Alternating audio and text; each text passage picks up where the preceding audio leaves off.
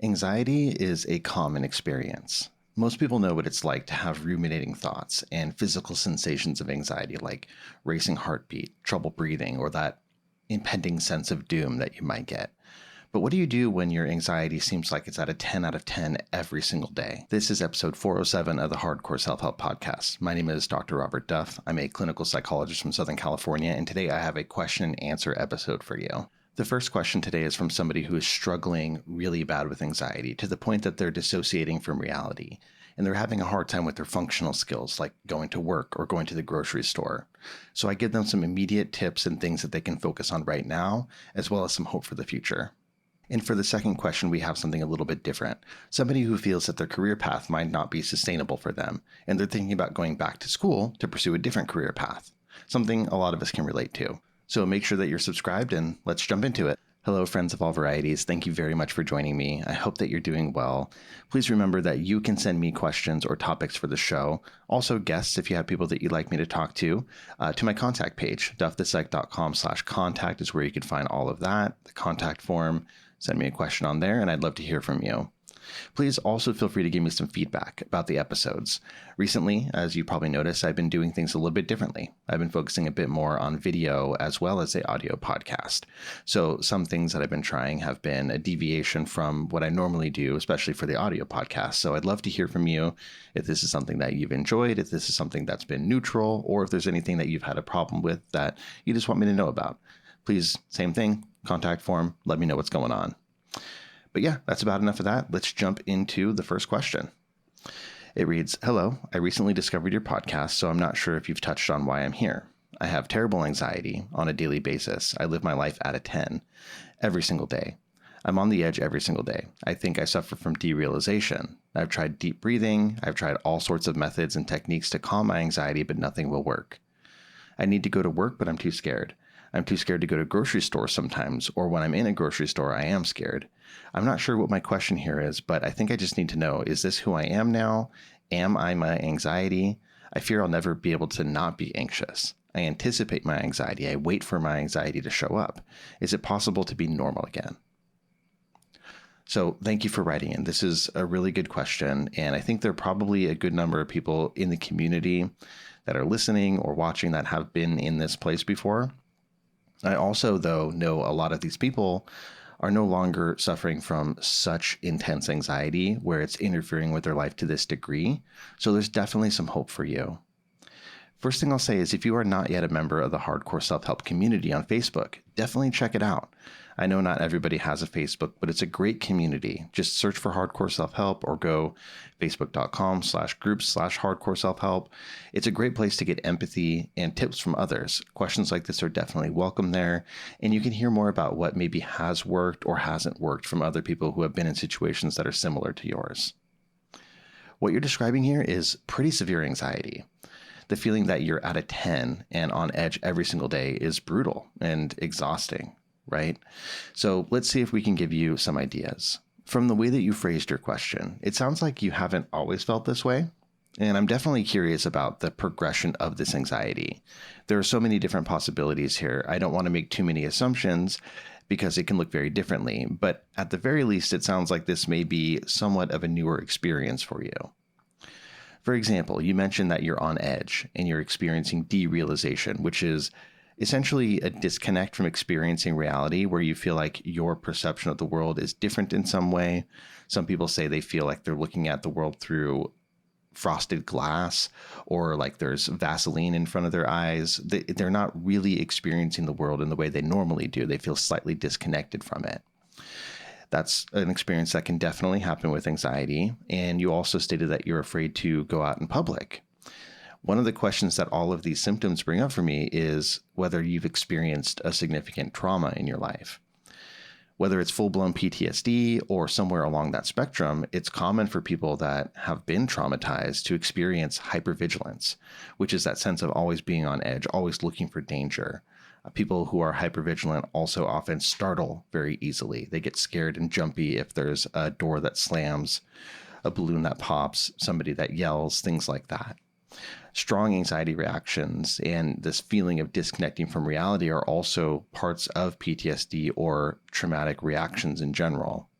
So that would be my first question for you. If you've been through something horrible and you're experiencing a traumatic reaction because of it, if that were the case, then you have a pretty good explanation for where this came from suddenly and a target for getting some help. That's one possibility. Another thing that I have mentioned time and time again on the podcast is to make sure that you're getting a medical workup. If you're truly amped up and experiencing such extreme anxiety most of the day, every day, we really want to make sure this isn't due to some sort of physical issue, because in some ways it kind of sounds like it could be. Certainly it could just be the mental health side, but that kind of gasoline on the fire that you're talking about makes me at least a little bit suspicious of the medical side. So please talk to your medical doctor about this issue. Make sure that you're getting thoroughly checked out. In some cases, metabolic issues like vitamin deficiencies can cause anxiety. Hyperthyroidism, where your thyroid gland is producing too much hormone, is another big candidate that can really make you have those physical sensations that mimic anxiety. It can raise your blood pressure and heart rate. It can make you feel like you're kind of on the verge of panic, even if it's just because of the chemical thing happening in your body. So get some thorough lab work, get some blood taken, make sure you're up to date with your doctor, you know what medications you're taking, you rule out side effects, you rule out all these physical causes, because that would be kind of a very simple explanation for why things are so disproportionately stressful and anxious for you. Part of the reason that I'm so concerned about this is that you listed a bunch of things that you have tried. You're obviously trying really hard, but it feels like nothing's working.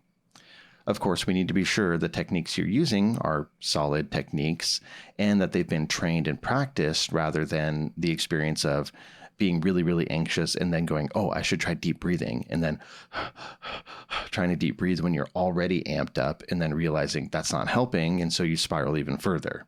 A lot of people have had that experience. So we want to make sure that's not happening. But for you to have this experience where nothing seems to be making it budge, that does concern me that there could be something underlying, something more going on here. Again, the trauma, medical issue, something that's under the surface there. In your question, you also talked about needing to go to work, but feeling too scared, and needing to go to the grocery store, but feeling really scared when you're there, or too scared to even go. These are forms of avoidance. And I always say this, but avoidance is the fuel of anxiety.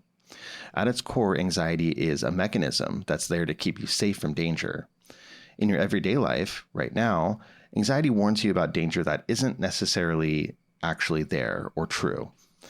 Most likely, you're not going to be harmed if you go to work or to the store. But your body doesn't know that. Your body reacts as if there's a true danger there, the same way that it would if you were standing at the edge of a tall building and looking down without any railing in front of you. That physical sensation of fight or flight, that happens, but it's triggered by something that may or may not be true. It's triggered by your thoughts in that anticipation.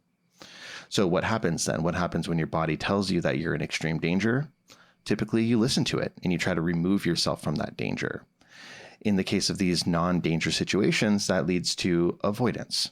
Every time you avoid something because your anxiety tells you that you can't handle it, or that it's a bad idea, that something terrible might happen, you make that anxiety stronger. You essentially reward your anxiety for keeping you safe, even though it's not actually keeping you safe in these instances.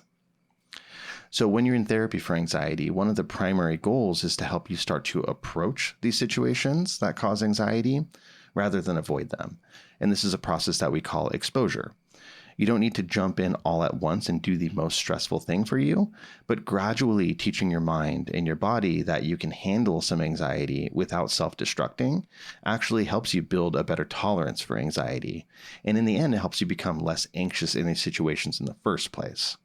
You mentioned as well in your question that you weren't sure if I've covered this before, and I do want to point you toward a couple podcast episodes that I've already done that could be helpful for you to listen to as well.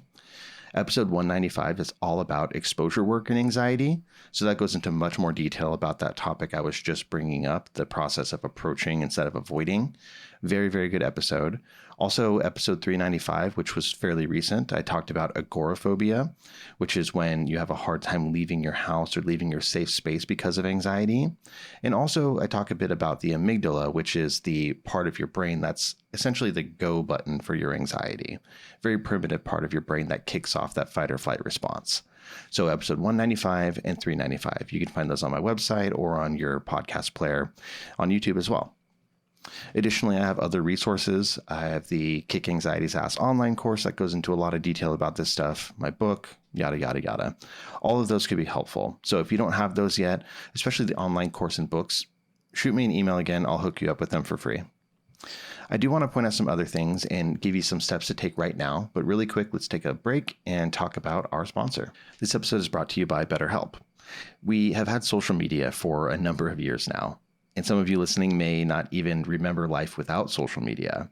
However, despite our years of social media exposure, we can still really struggle with comparison. Whether it's seeing the perfect kitchen on Instagram or somebody that seems to have an effortlessly interesting life on YouTube, it's so easy to fall into the trap of envying others and judging your life based on what you see from them. In my experience, the best antidote to this kind of comparison trap is to learn more about yourself and what you want. Even if the idealized picture of other people's lives online were true, that doesn't have to threaten you when you can get in touch with what a beautiful life looks like to you. And that's where therapy can come in. If you're looking for somebody to help you find that clarity, you should give BetterHelp a try. It's entirely online and designed to be convenient.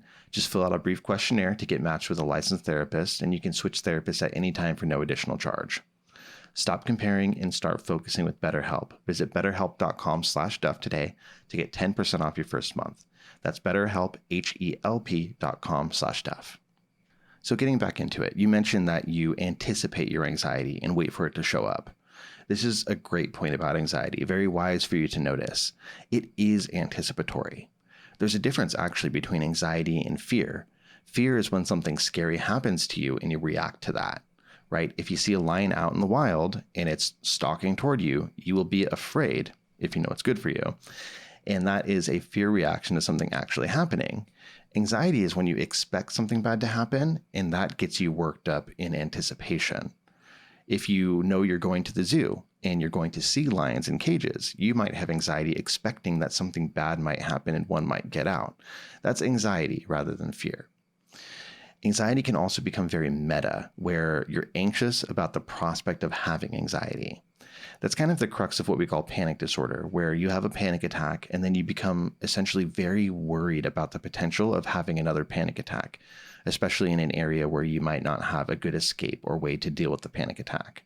So you can be so concerned about potentially having anxiety that you work yourself into a panic attack. So it can be very cyclical, very meta, like I said. You also might start to have a lot of what-if scenarios in your brain and find yourself ruminating on them over and over. And rather than answer those what-if questions, actually come up with a solution and come up with options or test it with some sort of action or experiment. People with anxiety tend to let themselves get worked up and then sort of leave it at that.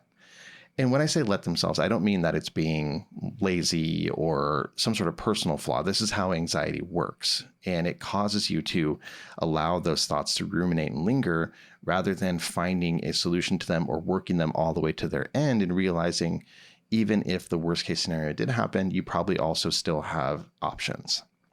As I said, it can be exhausting. It's mentally exhausting. You have to think about things through multiple brains. You have your regular brain, you have your anxiety brain. It's also physically exhausting. You might have muscle tension, other physiological symptoms of anxiety that actually literally wear you out. So is this just the way that you are now? Are you essentially a ball of anxiety? Nothing more than that? No, absolutely not. There are many options, and anxiety has been shown time and time again in the clinical research to be something that is treatable. It's one of the more treatable mental health conditions. Doesn't mean that it's easy, but it is treatable. That said, I think it's super important for you to take your situation seriously. You're suffering here. Anxiety is impacting your life in a very tangible and painful way. So I just ask, please don't gaslight yourself into thinking that you don't deserve help or you shouldn't be trying to get help. Anybody suffering with anxiety deserves to get help, regardless of how severe it is. But for you, I am worried about the severity. So let's try to get you some real help here. Self-help resources are awesome, but I imagine they're not going to be sufficient for what you're experiencing. It's not because they aren't helpful, but I think that the intensity of your anxiety is probably too high for you to really benefit from them right now. So what are the options? I already mentioned getting checked out by your doctor, so we know that you're not following a red herring with the whole anxiety thing in the first place. It might also make sense for you to ask your primary care doctor or talk to a psychiatrist about the potential of medication. There are various types here. I have certainly done episodes talking about medications, so you can search for medications on my website and find more info about that. But for example, benzodiazepines, these are medications that are meant to be sedating, and they're for situations where you're experiencing a really severe burst of anxiety symptoms and you need to just get calmed down a bit to get through. Then there are things like SSRIs, selective serotonin reuptake inhibitors. These are things that you take each day to lower the overall reactivity that you have. It kind of lowers that baseline for you. And please understand there are so many options under the medication umbrella. If you try one and don't like it, there are many, many different things that you can try. You can play with the type of medication. There are various medications even within the same class. You can play with the dosage. You can play with combinations if need be. So it's really important not to lose hope, even if you don't find the perfect medication right off the bat on the first try. Obviously, therapy is also a very good option here. This can be done alongside medication or by itself.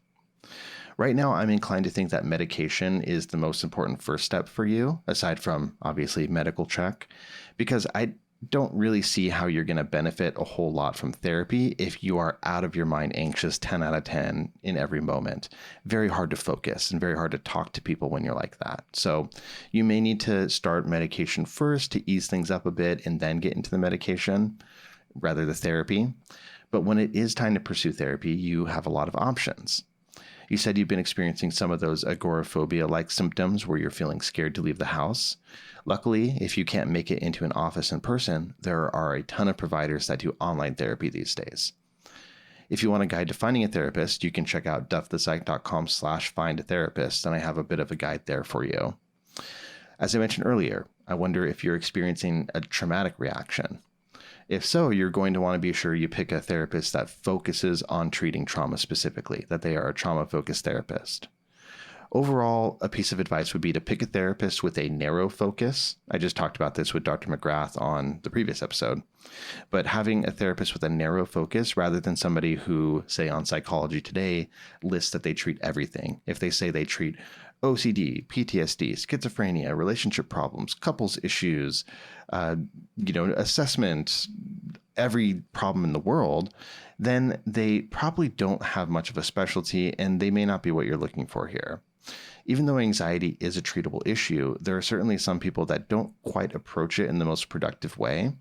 So try to find somebody who specifically clearly focuses on anxiety. It's fine if they focus on a few other things too, but make sure that somebody who knows what they're doing in this regard. And one way to tell that is how they talk about anxiety and also how narrow their focus is in that regard. So I would like you to jump on those things as soon as possible. In the interim, it might be a great idea for you to get a journal, print out some paper, any sort of format, and start writing things down. For example, if you could keep track of when anxiety happens to you, when it sort of peaks and comes on, what the fears that trigger it are, if you know what they are, what it feels like to you, where you're experiencing it in your body in terms of physical sensations, what happens in your mind. All of these things can help you build some self-awareness about what's playing out, which is valuable in itself, but then you can also bring that with you into treatment, into therapy, and really amp up the experience for you. You mentioned breathing exercises earlier, and while they haven't really worked for you too well yet, I do think it's worth still practicing. So if you could find one exercise that works well for you, a simple one would be box breathing. So breathing in for 4, holding for 4, exhaling for 4, holding again for 4 before inhaling, and then starting the process over again. You can also do 4-7-8 breathing. So breathe in 4, hold 7, exhale 8. You can do alternate nostril breathing, many different breathing exercises. Go take a yoga class. That might be, an online yoga class in your case. Anything like that where you can find a good exercise and then practice it. Practice it most days of the week for a few minutes while you're in your safest location. I don't expect you to ever be fully unanxious, but where you feel the least anxious. Maybe that's in your house, maybe that's on your couch, wherever it might be. Do it when you're not out and really, really challenging yourself anxiety-wise. Do it when you feel safe and relatively calm, and just teach your body what it feels like to engage that part of your nervous system that brings things down a few notches. So get practicing on that. Don't worry about employing it out in the real world, so to speak, but just practice it and get really familiar with your favorite breathing exercise. And then if you find that this is all too much, you can't even focus well enough to find a therapist, you can't get the help that you need, there are other options. There are intensive outpatient programs, which are, programs where you are going in several times a week and doing really intensive group, individual therapy, sometimes with medication management, more of a wraparound service. There's also voluntary inpatient treatment, meaning checking yourself into a hospital where you can get a higher level of care and keep yourself safe, really to just sort of draw a line in the sand and get yourself more stabilized. There's also options there. But yeah, I really appreciate your question. Thank you for that. And I hope that things ease up for you soon. If you run into any snags, want to share any more, as I said, please stop by the Facebook group, and I really wish you the best. All right, and on to the second question. It reads, "Hi, Dr. Duff. I've been a fan of the podcast for about a year now, and I find your podcast very interesting, informative, and quite comforting. Thank you for what you do." Very welcome. Thank you. I'm 31, and I have a BM, which I believe is a bachelor's in music, BM in music education, and I'm currently making a living from 3 different education-related part-time jobs. But as I get older, I think I'm ready for something stable with benefits that's full-time. I've been considering an MA in educational psychology, which is a master's degree, but I'm not sure if that's the right move. I've always been interested in psychology, and the job prospects certainly seem to fit my current interests. I'm curious about your input on pursuing psychology and education as a potential career, and if you have any advice, books, and or resources that can help guide me in the right direction. Thank you. Looking forward to the next episode. Hey, thank you for writing in. This is a really interesting question. I appreciate it. So basically what you're saying is you have a bachelor's degree in music education, and you're working within your field of study in a bunch of different part-time positions, but you're not really finding the stability that you crave as you're getting into your 30s. I think that's totally reasonable, and you should be looking forward to the future of your life. And it's okay that you're hoping for something that might be full-time with benefits at this juncture. I think it makes a lot of sense. As somebody who studied psychology, I know how it feels to be limited by your degree. When you have a bachelor's degree in psychology, you really can't do a damn thing with it. Maybe you can get into an HR type position at a company. You can work with very young people, like children with developmental disabilities, or very old people, like volunteering or working in, say, an assisted living facility. Or you can just ignore your degree completely and find whatever work you can, but you can't really get your hands dirty, so to speak, within the field of psychology with a bachelor's degree.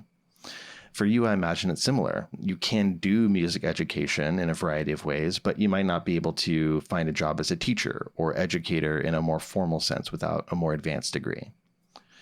So you have a few options here when you're in a position like this. You can pick a different field and you can push to get more experience and go the experience and time route rather than education. Or you can go back to school, progress your education as you're talking about here, and hope that opens up some doors for you.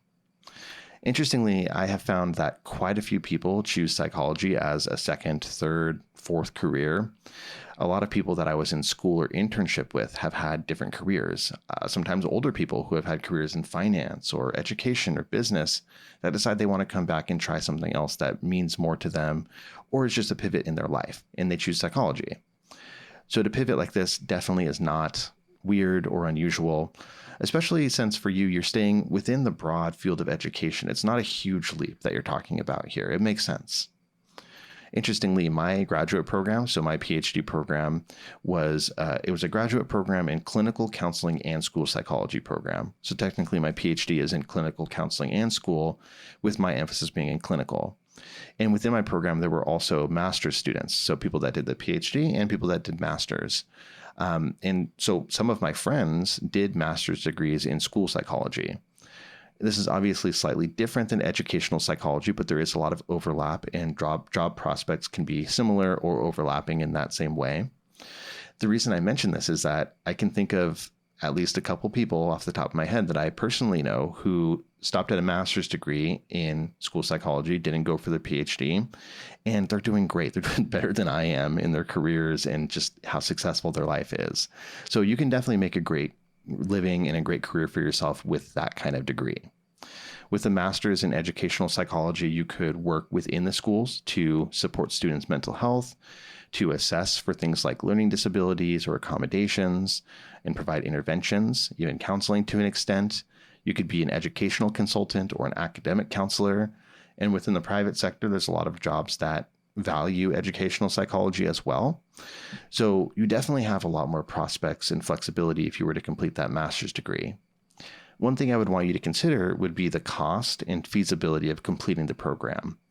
Totally reasonable to invest in your education and your future career, but depending, it may or may not be worth putting yourself into insane debt over, especially if you might not be sure about job availability in your area or if it's kind of more of an experiment for you. This leads me to another point. If you have the ability to reach out to some people in the field, that would be a very smart thing to do. If you have any personal connections, great place to start. I also think that LinkedIn may be your best friend here. I went on LinkedIn earlier and searched for just educational psychology in the search bar up there. And that yielded a lot of potential leads for information. There were groups on there. There were job listings that, list that as a requirement or as a focus area. There were articles about people discussing educational psychology. And then also a list of people that have different degrees or jobs within educational psychology that you could try to connect with and ask some questions to. So I highly encourage you to do some research and learn more about the realities of having that degree, especially within your geographic area if you're planning on staying there. On more of a positive side, you may also want to consider the importance of this to you, how well this fits with your values and goals in life. Does the idea of working within the field of educational psychology just feel right? Does it light up your soul? Because that matters too. Any subfield of psychology is not easy work. It's always going to be a bit of a challenge. And it really, really helps to have a passion for what you do. It can be extremely rewarding work. And you want to get into it for the right reasons. If you're just getting into it only for finances, that's really not the best idea. If you're getting into it because the job prospects look good and it's something you're really passionate about, that's perfect. Aside from LinkedIn, like I mentioned earlier, another source of good information might be Facebook groups. For example, I'm in some Facebook groups for psychologists, such as the Testing Psychologist Facebook group. And on there, I often see people that come in that are students or people that are thinking about pursuing a job in the field, and they'll come in with questions. And generally, it's very inviting. Questions will be answered and they'll be pointed in the right direction to get more information.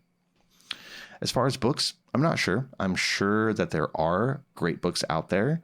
There often are for various psychology careers and even for school. I remember when I was in the end of my bachelor's program, I lived and died by, I think it was called The Insider's Guide to Doctoral Programs in Clinical and Counseling Psychology. That I read it cover to cover. I followed the entire thing. It was my Bible at that time. And I'm sure something like that exists out there for you as well. I just don't know it off the top of my head. So all this is to say that I don't think it's a crazy idea at all. However, you definitely want to do your research. It's a great field to get into, many different potential options. You even have options later on to take your expertise and combine it with your passions for music and such, create your own deal down the line. So a lot of good potentials there. I'm very excited for you, and I'm proud of you for thinking about your future and trying to take a good step for yourself. So best of luck. And with that, that's the end of episode 407, everybody. Thank you very much for listening in. Don't forget that you can send me questions using the contact form at duffthepsych.com/contact. You can also email me, duffthepsych@gmail.com. If you haven't yet, it would mean the world to me if you would rate and review the show. If you're on YouTube, give it a like, give it a thumbs up, and share it with somebody if you think it would be useful for them. Until the next time, you got this.